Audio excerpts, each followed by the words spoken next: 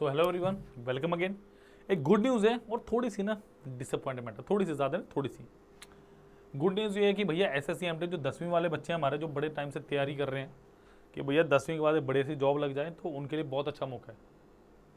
इस वीडियो को आपने लाइक करना है, शेयर करना है और कमेंट करना है अगर कोई डाउट हो तो। एज लिमिट को लेके, सैलरी, जो भी दिक्कत हो ना, आप सारे के सारी मेरे साथ शेयर करेंगे, ठीक है। एसएससी एमटीएस की देखो, अब डिसअपॉइंटमेंट लेवल क्यों है पहले एक बार समझो जरा। मैं अगर बात करूं, भैया कब से कब तक फॉर्म भर सकते हो। Date for submission of online application, ये है मेरी 30 जून से 21 जुलाई के बीच, ठीक है। Last date and time for receipt of online application, ये है मेरी 21 जुलाई। Last date and time for making online fee payment, ये 22 जुलाई। Last date and time for generation of offline challan, ये भी 23 जुलाई। Last date for payment through challan during working hours of the bank, 24 जुलाई। Date of window of application form correction and online payment of correction charges, ये है मेरे पास 28 जुलाई से, sorry 26, 27, 28, 3 दिन मेरे को दिए गए हैं। और नेक्स्ट टाइम मेरे पास लास्ट जो फाइनल मेरी है वो है schedule for computer based exam, यानी मेरा सीबीटी कब है, सीबीई है मेरा सितंबर में, यानी तकरीबन जुलाई अगस्त 2 से 2.5 महीने हैं हमारे पास। 2 महीने तो कम से कम है, 60 दिन, तो 60 दिन अच्छी तैयारी करेंगे, चिंता मत करो। ठीक है, अब जरा ध्यान से सुनिए। डिसअपॉइंटमेंट लेवल क्यों है, वो इस वजह से है। तकरीबन 1298 पोस्ट अप्रॉक्सीमेटली है जो मेरे पास, वो है एमटीएस की, और हवलदार एंड सीबीआईसी एंड सीबीएन में 360, यानी कितनी होगी 1558 के करीब पोस्ट है। ये बढ़ सकते था नंबर, ये नंबर और बड़ा हो सकता है, बिकॉज अगर मैं बात करूँ ना एसएससी के सेंटर लेवल की सबसे छोटी गवर्नमेंट जॉब की, जो अकेडमिक या एजुकेशन जिनमें सबसे कम मांगी है 10वीं, वो यही जॉब है। तो इसमें ज़्यादा वैकेंसीज होंगी तो फायदा होगा बच्चों को। अगर मैं आपकी जगह हूँ तो मुझे भी लगता कि हाँ यार वैकेंसीज कम है और ज़्यादा हो जानी चाहिए थी, ठीक है। तो ये कहीं ना कहीं थोड़ा सा मुझे डिसअपॉइंटमेंट लेवल है कि vacancies has to be more, vacancies ज़्यादा होनी चाहिए थी इसमें, ठीक है। Updated detail vacancy will be made available on the website of the commission ssc.nsa.in। वो कह रहे हैं जी अगर किसी वैकेंसी में अपडेट आता है, जो रेयर ही है, आएगा तो ठीक है, नहीं आएगा तो इतने तो है ही हमारे पास 1550 के राउंड, ठीक है। तो वो कहाँ मिला है, वो कैंडिडेट्स कॉर्नर्स में टेंटेटिव वैकेंसीज में जाके मुझे मिलने वाला है, ठीक है। Detail of vacancies of Havaldar and CBIC are given at, चलो जी इसकी बात करेंगे। देखो अब सबसे पहली बात, रिजर्वेशन कहाँ कहाँ मिल रहा है। देखो अगर मैं बात करूँ शेड्यूल कास्ट के जो कैंडिडेट्स हैं मेरे पास, शेड्यूल ट्राइब के हैं, अदर बैकवर्ड क्लासेस ओबीसी हो गए हैं, economically weak sections, EWS, ex serviceman, ESM and person with benchmark disability, पीडब्ल्यूबीडी एक्सेट्रा एज पर द एक्सटेंट गवर्नमेंट ऑर्डर्स। इन सबको एक्सटेंशन दी गई है, एज वाइज भी और फीस में भी कुछ रिडक्शन होती है, ठीक है। The commission makes the selection of candidates in accordance with the vacancies reported by the user department for various posts. The commission does not have any role in deciding the number of vacancies for any user department. Implementation of reserve policy, maintenance, reservation roster and unmaking of vacancies for different category are under the domain of the user departments। इसका मतलब SSC ने साफ साफ लिखा है कि हमने किसी की डिटेल नहीं फिल की है, हमें डिपार्टमेंट से खुद बताया कि हमारे पास इतनी इतनी वैकेंसीज खाली हैं, तो उसके हिसाब से इन वैकेंसीज को बनाएंगे। 2000 जो पिछले साल का पे पैटर्न था तो आपको पता ही सेम ही है वो भी, ठीक है। पे एग्जाम का देखिए, नेशनलिटी की बात करें तो क्या है, India, Nepal, Bhutan. The person of Indian origin who has migrated from Pakistan, Burma, Sri Lanka, East African countries और Kenya, Uganda, United Republic of Tanzania, ठीक है, Zambia, Malawi, Zaire, Ethiopia and Vietnam with the intern of permanent settle in India. इसका मतलब India में settle होने चाहिए, ऐसे नहीं कि अगर वहाँ की नेशनलिटी दे सकते, नहीं होने चाहिए, ठीक है। सबसे क्रूशल बात जिसके पीछे बड़े सारे बच्चों को दिक्कत होती है कि भैया एज लिमिट क्या है, सब बताऊंगा इस वैकेंसीज का, सारी चीज़ें मैं बताऊंगा, ठीक है। देखो the crucial date of age मेरे पास क्या है, देखो अगर मैं बात करूँ सबसे पहले यहीं पे चलते हैं। 18 से 25 साल है किसके लिए, जो जनरल कैटेगरी वाले हैं एमटीएस के लिए, और 18 से 27 साल है मेरे पास किसके लिए, नॉट बिफोर, ये है मेरे पास हवलदार एंड सीबीआईसी डिपार्टमेंट वाले कैंडिडेट्स के लिए, ठीक है बच्चों। अच्छा इसके अंदर है क्या, 2 अगस्त 1998 और 1 अगस्त 2005, इसके बीच में आपका डेट ऑफ बर्थ होना चाहिए। यहाँ पे क्या है 1/8/2005 और 96 और 2005, समझ आ गई बात। तो बेसिकली 18 से 25 और 18 से 27 साल को याद रखेंगे तो फिर ज़्यादा आपको समझ आएगी बात है। देखिए अब कैटेगरी वाइज किसकी कितनी रिजर्वेशन है। अगर मैं बात करूँ SC/ST की 5 साल की है, OBC की आपके पास 3 साल की है, PWBD की 10 साल की है, PWBD OBC की अनरिजर्व की 10 साल, PWBD SC/ST की 15 साल की है, एक्स सर्विसमैन के लिए 3 साल की यहाँ पे दी गई है। ठीक है, बाकी एज पर the government rules. Date of birth filled by the candidate in the online application form and the same recorded in the matriculation secondary examination certificate will be accepted by the commission for the determining the age and no subsequent request for change will be considered or granted and mismatch of the date of birth will be ground for rejection of the candidate। इसका साफ सा मतलब ये है कि आप जब form भरोगे ना, वहाँ पे कोई जैसे मैट्रिकुलेशन आपका सर्टिफिकेट 10वीं का, क्योंकि आपके पास यही एक, क्योंकि 12वीं का, क्योंकि मेरे पास जो आधार है ना इस जॉब को भरने का वो 10वीं है, तो जो आपकी 10th क्लास की मार्कशीट के अंदर डेट ऑफ बर्थ हो वही आपने भरने, ध्यान रखिएगा। गलती मत करना भाई, अभी भी बता रहा हूँ, गलती मत करना। गलती करोगे तो फिर दोबारा हर्जाना भरना पड़ सकता है, क्योंकि 200 और 500 रुपये फीस है। जितनी ऐसा ना हो जितना फॉर्म की फीस नहीं भरी उससे 2 गुना फीस आप करेक्शन करने में लगा दो, वो भी चीज़ें आगे आपको बताऊंगा मैं। ठीक है, तो ध्यान रहे, age election ASM reserve is not admissible to son. भाई एज इलेक्शन अगर ASM के केस में किसी की है ना तो सिर्फ उसी की मान्यता है, अगर उसका कोई बेटा या बेटी या डिपेंडेंट ऑफ एक्स सर्विसमैन उनके लिए एप्लीकेबल नहीं है। ठीक है, एक्स सर्विसमैन के केस में भी सेम है कि वो उन्हीं के लिए है, उनके बच्चों के लिए नहीं है, वो उनके लिए अलग कैटेगरी है, उनके लिए अलग, माफ कीजिएगा, अलग क्राइटेरिया है। The candidate must have pass matriculation और equivalent from recognised board as on the before the cut off off. भाई कहने का मतलब बेटा 1 अगस्त 2023 तक आपकी 10वीं पूरी हो जानी चाहिए। How to apply, candidate must be application must be submitted in online mode at the website of the commission that is ssc.nic.in। इसका मतलब आपने क्या करना है भाई, ssc.nic.in पे जाके फॉर्म को फिल कर देना है डेट से पहले। ठीक है, चलो अब ये बहुत इंपॉर्टेंट चीज़ है, इसके बारे में लास्ट पेज पे बताऊंगा भी मैं कि बच्चे बेसिकली गलती क्या करते हैं। ठीक है, क्योंकि जो पहली बार फॉर्म भर रहे हैं, ठीक है, कुछ ना समझ आए और जो बच्चा पहली बार फॉर्म भर रहा है ना वो कमेंट सेक्शन में लिख देना बेटा पर्सनली भरवा दूंगा फॉर्म, कोई दिक्कत नहीं है, बट गलत मत करना, बस ऐसा ना हो पढ़ने वाले बच्चे रह जाएं। एक बच्चा भी ऐसा नहीं रहना चाहिए। कोई दिक्कत आवे तो भाई बता देना कमेंट सेक्शन में इस वीडियो को। ठीक है, in the online application form candidate are required to upload the scanned colour passport size photograph in JPG format, जो कि 20 से 50 KB होनी चाहिए। अगर ना सेट करनी है ना घर पे कंप्यूटर, भाई साइबर कैफे पे जाके करवा लेना, कोई ज़्यादा पैसे नहीं लगते। ठीक है, image dimension of the photograph should B 3.5 centimetre in width and 4.5 centimetre height. ठीक है, द फोटोग्राफ देखो बोल्ड अक्षरों में लिखा हुआ बिल्कुल, the photograph of the candidate should not be more than 3 months old from the date of publication of the notice of the examination. The photograph should be without cap and spectacles. The front line view of the face should be clearly visible. सबसे बड़ी बात ये चश्मा है ना उतार के भाई फोटो खिंचानी है, काले चश्मे होने चाहिए चाहिए, नॉर्मल ये भी नहीं चाहिए, सिलेक्ट नहीं होगी आपकी फ़ोटो, फिर फॉर्म रिजेक्शन होगा, फिर मत कहना। काफ़ी बच्चों को हुआ था पिछली बार, इसीलिए अभी ऑन कर रहा हूँ कि जब भी आप फॉर्म भरें आपकी फ़ोटो वाइट बैकग्राउंड के साथ हो जानी चाहिए। ठीक है, और 3 महीने से ज़्यादा पुरानी नहीं होनी चाहिए, उसी का प्रिंट आउट लेके जाओ। एक बात और ध्यान रखना, जो फोटो आपने फॉर्म में लगाई ना उसी फोटो को प्रिंट करवाना आप। मैंने ऐसे कैंडिडेट देखे वहाँ कोई और वहाँ कोई और, तो फिर वो मिसमैच करती है फ़ोटो, क्योंकि ड्रेस की हो जाती है, आपकी लोकेशन अलग हो जाती है, बैकग्राउंड चेंज होता है, तो फिर वो एक विवाद का मुद्दा बन जाता है, वो मत करना। ठीक है जी, नेक्स्ट देखिए, लास्ट डेट तो हम कर चुके हैं। देखो कमीशन ने साफ साफ बोलिए, एक बात सुन लो, पहले होता क्या था, लास्ट के टाइम पे साइट हैवी हो जाती थी तो 1-2 दिन का एक्सटेंशन मिल जाता था, 2-3 दिन का भी मिला है। Candidate are advised to in their own interest to submit online application must before the closing date and no to wait till the last date to avoid the possibility of disconnection, inability or failure of login to the SSC website on account of heavy load on the website during the closing days। देखिए जैसे बात करो, जैसे 20, 18, 20, 19 की बात है जुलाई, ठीक है, 21 तारीख तो लास्ट डेट है, जैसे मैंने बात की, मैं बात कर रहा हूँ 18, 19, 20, 21 की, लास्ट के 2-3 दिन लगा लो। ठीक है, स्पेशली 20 और 21 साइट बहुत हैवी हो जाती है, बिकॉज नंबर ऑफ कैंडिडेट भरते नहीं पहले फॉर्म। उस टाइम होता क्या है, फिर रात को बैठेंगे, रात जगेंगे, फिर होएगा नहीं, फिर बोलेंगे जो हो नहीं रहा।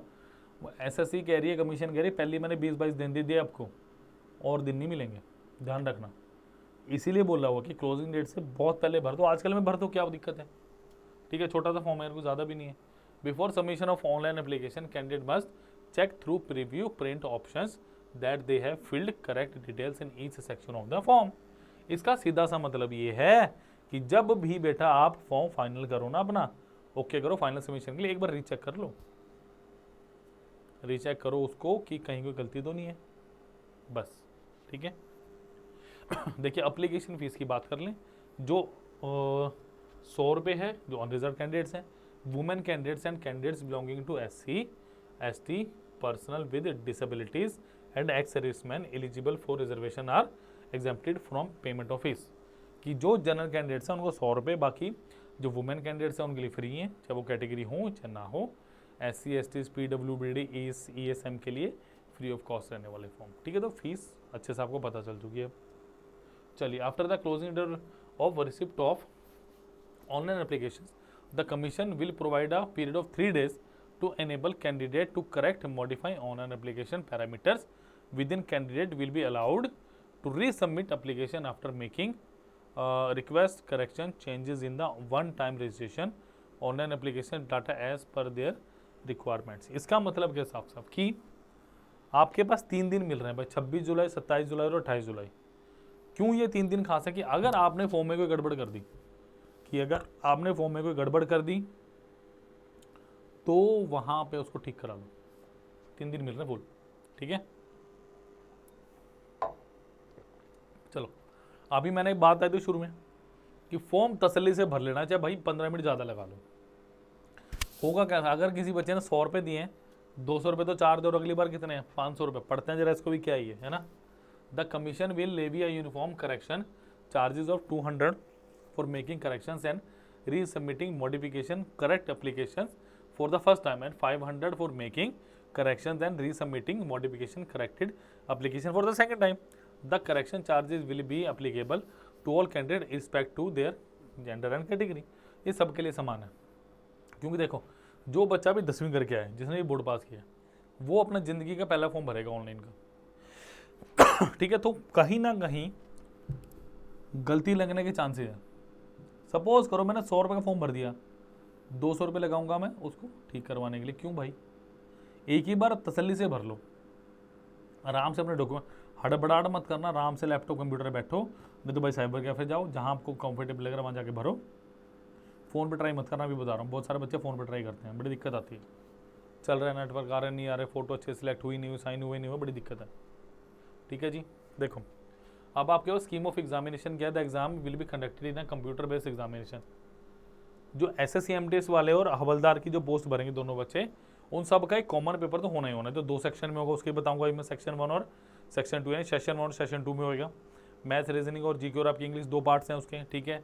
45-45 मिनट मिल रहे हैं। बट यहाँ पे है क्या, जो हवलदार वाले कैंडिडेट्स होंगे ना, जो हवलदार की जॉब के लिए अप्लाई करेंगे, उनके पास क्या, उनको एक फिजिकल पैरामीटर से भी गुजरना पड़ेगा, ठीक है। रनिंग है आपकी वेट के हिसाब से, आपकी चेस्ट के हिसाब से, बहुत सारे पैरामीटर्स, उसको भी डिस्कस करेंगे। The computer based examination will be conducted in Hindi, English and 30 regional language, Asami, Bengali, Gujarati, Kannada, Konkani, Malayalam, Manipuri, Marathi, Odia, Punjabi, Tamil and Telugu and Urdu. देखो ये तो है ही है।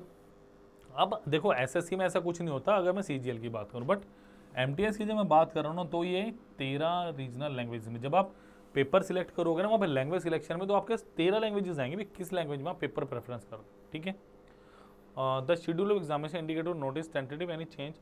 देखो फिर वही बात, इसमें फिर वही बात बोली गई है कि बार बार वो कमीशन एक ही बात बोल रहे हैं कि बेटा बात सीधी सी ये है कि आपने अगर ये सोचा ना कि अगर कोई चेंजेस है मुझे पर्सनली बताया जाएगा, कॉल आएगा या ईमेल आएगा, ऐसा कुछ नहीं है। जो चेंज है ना वो कमीशन की वेबसाइट पे ही मिलेगा आपको, ठीक है।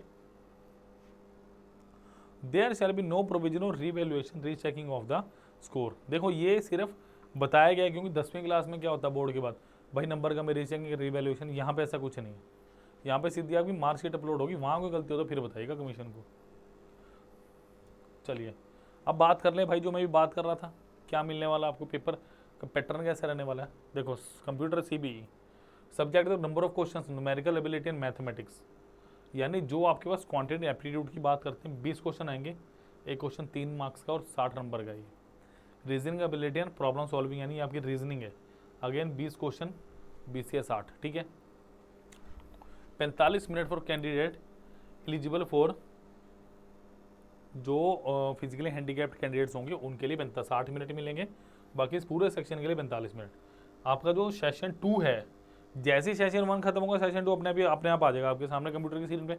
वो general awareness 25 question 3, 25 again come English language and comprehension के, इसलिए 45 और 60 मिनट मिलेंगे आपको, ठीक है। Computer based examination will be conduct in 2 session, session 1 and session 2 on the same day. इसका मतलब आपके पास अब वो डिस्क्रिप्टिव वाला काम खत्म हो गया, अब एक ही पेपर आपके पास, एक ही दिन में पूरा SSC MTS का पेपर है, ठीक है। आपको सेशन 1 सेशन 2 है। The candidate will get 45 minutes to complete session 1, on completing of 45 minute session 1 will get automatically close. Session 1 45 minute का अपने आप क्लोज हो जाएगा। Immediately on completion of 45 minute session 2 when computer based exam will come to an end, ठीक है। Session will also 45 minute. Immediately after completing of session 1 session 2 अपने आप शुरू हो जाएगा। तो तकरीबन देखो 1.5 घंटे का पेपर रहने वाला आपका, मज़ा आएगा पेपर देके, आपको बता रहा हूँ। अभी वीडियो के साथ पढ़ो, सेशन लेक्चर्स देखो, लाइक करो, शेयर करो, मज़ा आएगा, ठीक है।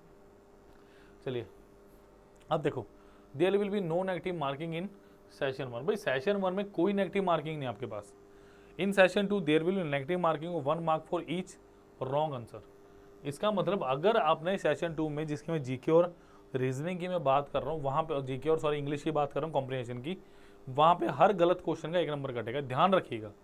क्योंकि बच्चों को ये नहीं पता होगा, या दिल में भ्रम ना रखना कि भैया जो सेशन 1 में वही सेशन 2 में, नहीं जी, सेशन 1 में कोई नेगेटिव मार्किंग नहीं है, जबकि सेशन 2 में नेगेटिव मार्किंग रहने वाली है, ठीक है। Marks score by candidates in computer based exam if conducted in multiple shift will be normalise. देखो ये मुझे बड़ी दिक्कत देती है, मैं बड़ा ना, मतलब मुझे नॉर्मलाइजेशन पर्सनली ठीक नहीं है। एक ऐसा पेपर सेट करो जो सबके लिए हो। चलो एक दिन में नहीं हो पा रहा तो नॉर्मलाइजेशन क्यों? क्या हम 8-10 ऐसे पेपर सिलेक्ट नहीं कर सकते जो सबके लिए बराबर हो डिफिकल्टी लेवल, फिर नॉर्मलाइजेशन आती है बीच में। अब अगर मेरा पेपर आसान आया तो इसमें मेरी क्या गलती है, मेरे नंबर क्यों कम होने चाहिए?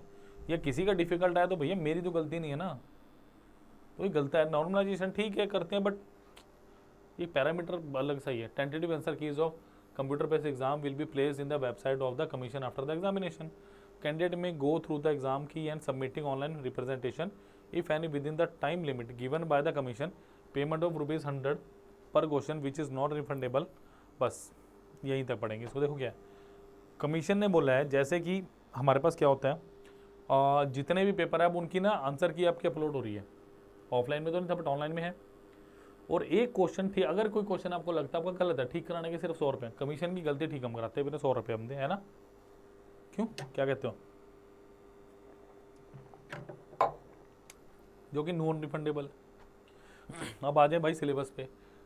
Indicative syllabus for computer based examination numerical and mathematical ability, it will be included question of, देखो आपके पास बेसिक भैया, देखो LCM HCF, decimal and fractions, relationship between numbers, fundamental arithmetic operation and board mass, percentage, ratio and proportions, work and time, direct and inverted proportion, averages, simple interest, profit and loss, discount, area and parameters of basic geometry figures, distance and time, line and angle, interpretation of simple graphs and data, मतलब आपकी DI होगी, sequence and sorry square and square roots, etcetera etcetera, मतलब जो बचा आपके पास वो सारा, मतलब पूरा ही मैथ है आपके पास।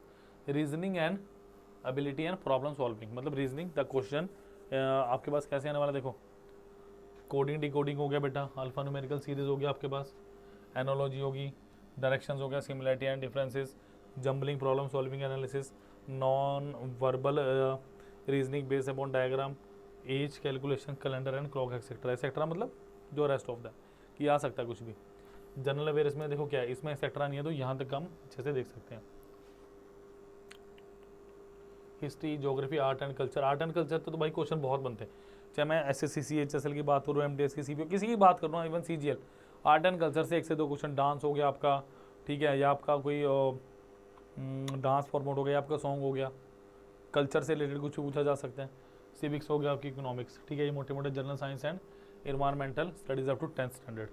इंग्लिश लैंग्वेज एंड कॉम्प्रिहेंशन की बात करें, आपके वोकैबुलरी आएगी, grammar, sentence structure, synonym antonyms, ठीक है, अनुलोम विलोम आपके, its correction use etcetera. To test comprehension simple paragraph may be given and question based upon paragraph to be asked, वही कॉम्प्रिहेंशन की बात करें। देखिए फिजिकल स्टैंडर्ड टेस्ट जो सिर्फ हवलदार के लिए हैं, मेल की बात करें 1600 मीटर भाई 15 मिनट में, और फीमेल की बात करें 1 किलोमीटर 20 मिनट में आपका, ठीक है, ये फ़र्क है। अगर मेल की बात करें, स्टैंड हाइट्स की बात करें 157.5 सेंटीमीटर है, 5 सेंटीमीटर रिलैक्सेशन है, चेस्ट की बात करें 81 है, हाइट की बात करें फीमेल 152 है, और लेग्स बाय 2.5। ये किसको रिलैक्सेशन है? जो Garhwalis, Assamese, Gorkhas and member of schedule tribe, यहाँ पे भी कुछ है 5 सेंटीमीटर की आपको छूट, और यहाँ पे भी 2 kg का दिया गया, वेट 48 kg मिनिमम फीमेल्स के लिए, ठीक है।